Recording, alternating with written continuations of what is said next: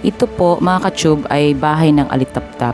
Ito po ay binili ko at ibinalot ko sa pulang tela dahil yun po ang sabi nila na kailangan ilalagay natin ito sa pulang tela.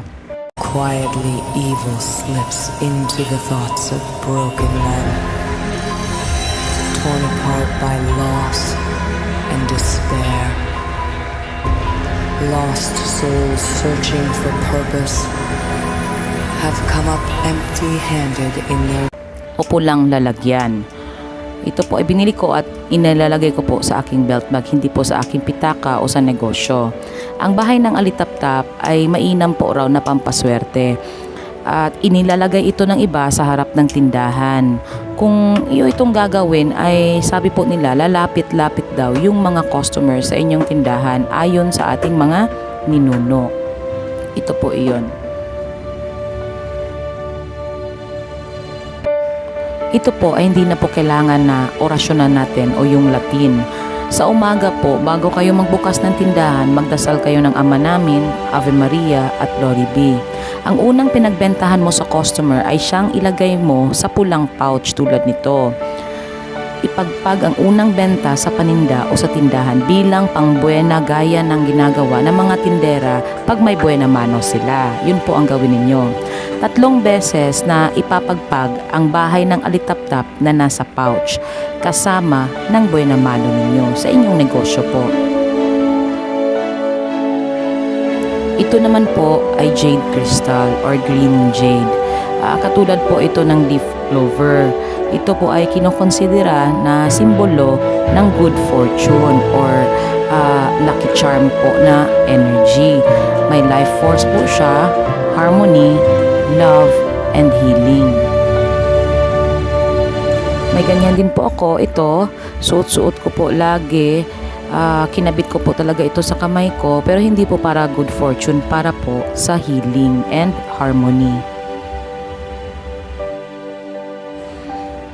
Ito naman po ay kahoy ng sinukuan. Binili ko po ito pangalawang beses na kasi yung isa po binigay ko. Ang sinukuan po ay isang katawagan ng punong kahoy sa kabundukan na may kahiwagahan o himala. Walang tiyak kung anong uri ang tawag sa kahoy na ito. Ang palatandaan lang nito ay mapupunang nakayuko ang lahat ng halaman o punong kahoy na nakaturo sa kanyang kinatatayuan. Ayon po sa mga mahilig sa lihim ng karunungan, ang kahoy at dahon ng punong ito ay mabisa sa panggagamot sa di karaniwang pangkaramdaman po o gawa ng di nakikita. Ayon po sa iba, ang punong kahoy na ito ay mapanganib lapitan lalo na kapag may liwanag ng araw o buwan. Ito po ay isang uri ng kahoy ng halaman na may krus po sa gitna, katulad po nito. Ito rin po ang sinukuan na sinasabing pampaamo po ng tao.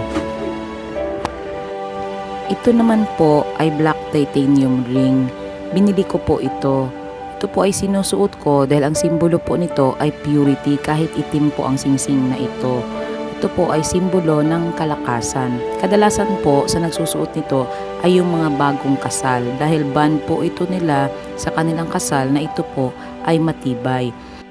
Nagsusuot po ako ng black titanium ring dahil isa po ito sa protection ko para po sa aking sarili, para po sa spiritual o sa mga evil spirits po o ibang elemento.